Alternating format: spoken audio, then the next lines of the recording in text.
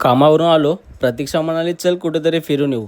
पण तिची एक अट होती, तिला शांत ठिकाण, पीसफुल वाईब्स आणि लांब पण नको होतं. मग मी म्हटलं चल थेट खारघरचं इस्कॉन मंदिर गाठूया. गाडी काढली आणि निघालो. ऐरोलीपासून 24 किलोमीटरचा प्रवास करत आपण पोहोचलो खारघरच्या इस्कॉन मंदिरात. बाहेर गाडी पार्क केली, पण समोरच मोठा नो पार्किंगचा बोर्ड. पण आपण मराठी माणूस, थोडं पुढे लावू म्हणत पुढे सरकलो. आत गेलो आणि वाईब काय सांगू, एकदम पॉझिटिव्ह एनर्जी ओव्हरलोड. आतमध्ये जातो तो एवढा मोठा हत्तीचा पुतळा. हा एवढा रिअल वाटत होता की 2 सेकंड मला वाटलं की हा श्वास घेतोय की काय.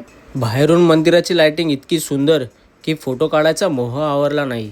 मंदिराची रचना एकदम साधी सरळ पण डोळ्यांना एकदम शांत वाटेल अशी आहे. आतमध्ये भक्तिमय वातावरण, सगळे भजनात गुंग. एवढी गर्दी असूनही सेवक मंडळी शांतपणे सगळं मॅनेज करत होते. असे म्हणतात की हे मंदिर तब्बल 9 एकरमध्ये आहे. आणि हो, बाहेर येताना समोसा ट्राय केला. भाई पावाची साईज बर्गर एवढी. आता प्रसाद घेतो आणि हा मिनी ब्लॉग इकडेच एंड करतो. पीस हवा असेल तर एकदा नक्की या आणि संध्याकाळचा व्ह्यू तर मिस करूच नका. आणि अशाच नवीन व्हिडिओजसाठी फॉलो करायला विसरू नका.